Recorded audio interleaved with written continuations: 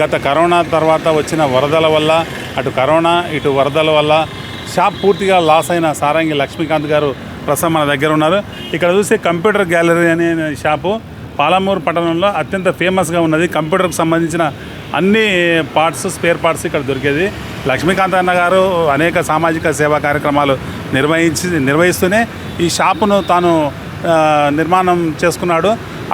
అంచెలంచెలుగా ఎదిగిన ఈ షాప్కు వరదలు పెద్ద పెనుభూతంలా వారి దాదాపు 20 లక్షల రూపాయలు, అంటే ఈ డౌన్కు మనం ఇక్కడ చూస్తే ఈ డౌన్కు ఉండడం వల్ల మున్సిపల్ వాళ్ళు చేసిన నిర్వాహకాల వల్ల షాప్ డౌన్కు రావడం వల్ల ఈ నీళ్లు మొత్తం వరద నీళ్లు మొత్తం షాప్లోకి వెళ్ళి దాదాపు 20 లక్షల రూపాయల మెటీరియల్ ఆయనకు పూర్తిగా లాస్ అయింది.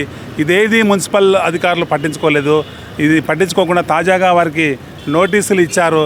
నోటీసులు ఇచ్చి కిరాయి కట్టకపోతే ఆస్తులు జప్తు చేస్తామని బెదిరింపులకు దిగారు. ఈ నేపథ్యంలో గౌరవ ఎమ్మెల్యే గారిని నిన్న కలవడానికి వెళ్తే అక్కడ వారు సమయం ఇవ్వలేదని లక్ష్మీకాంత్ అన్న గారు ఆరోపిస్తున్నారు.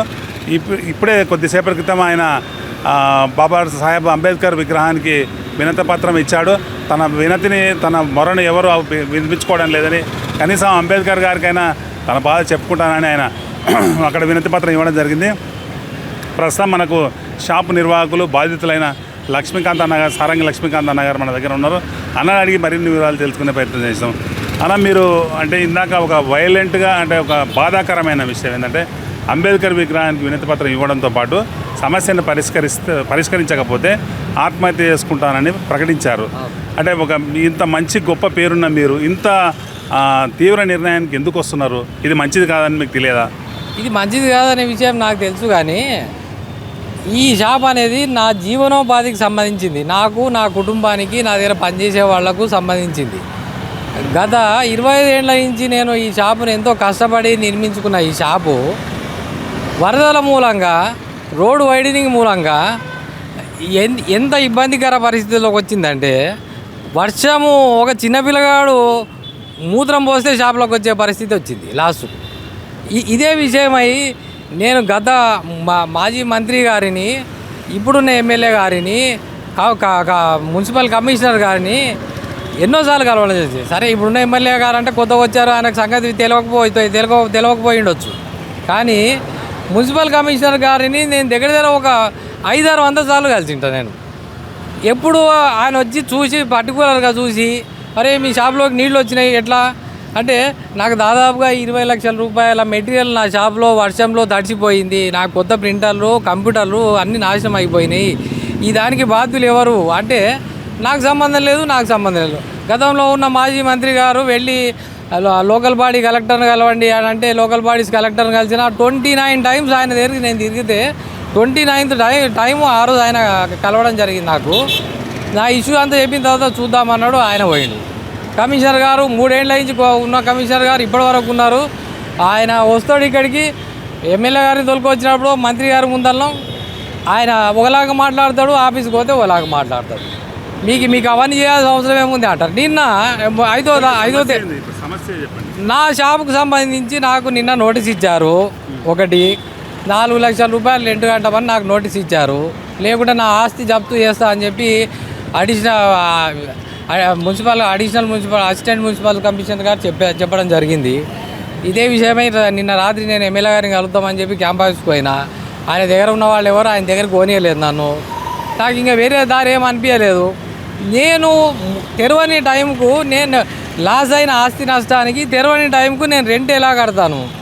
ఇది నాకు ఉన్న న్యాయమైన హక్కు. భారత రాజ్యాంగము డాక్టర్ బాబాసాహెబ్ అంబేద్కర్ గారు కల్పించిన రాజ్యాంగం ప్రకారము నాకున్న హక్కు ఇది. నేను తెరవని టైంకు, నేను వ్యాపారం చేయని టైంకు నాకైన ఆస్తి నష్టానికి బాధ్యత ఎవరు వహించాలి? గవర్నమెంటా లేక నాకు ఈ షాపులు ఇచ్చిన మున్సిపాలిటీ వాళ్ళు ఎవరో వహించాలి. నా హక్కు ఇది, నాకు జరగాల్సిన న్యాయం ఇది.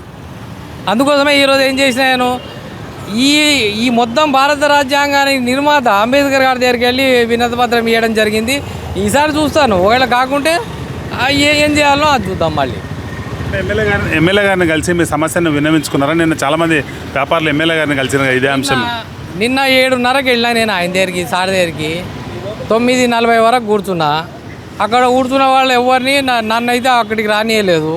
ఆయన నన్ను చూశారు. నాకేదో పరిచయం నాకు ఆయన యాక్చువల్గా నాకు రెస్పాన్స్ ఇవ్వలేదు, నేను బయటకు వచ్చేసిన. నాకు తర్వాత ఆయన నాకు ఇచ్చే టైం ఆయన దగ్గర లేదు, ఆయన చాలా బిజీలో ఉన్నాడు నిన్న, నాకు ఇచ్చే టైం లేదు.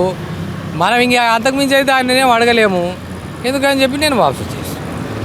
నా హక్కు ఇది. నాకు ఈయన కాకుండా అంబేద్కర్ గారు ఉన్నారు దిక్కు, దేశానికే ఉన్నాడు ఆయన, నాకు లేడా దిక్కు. దేవుని తర్వాత దేవుని అంతటి వాడు. మీకు పరిష్కార మార్గం ఏం కనిపిస్తుంది? మరి నా షాప్ రెంట్ నేను తెరవని టైంకు నాకు షాప్ రెంట్ రద్దు చేయండి. నేను కౌన్సిల్లో తీర్మానం చేసినారు నాకు రద్దు చేయమని. కమిషనర్ గారు సంతకం పెట్టడం లేదు అంతే. నా షాప్ రెంట్ రద్దు చేసినట్లు మున్సిపల్ కౌన్సిల్ రెజల్యూషన్ అయింది.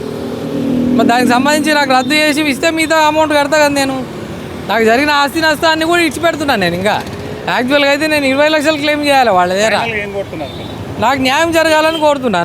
నా రెంట్ మాఫీ చేయండి, లేకుంటే నన్ను నా షాప్లోంచి బయటికి దొబ్బండి ఇక్కడి నుంచి.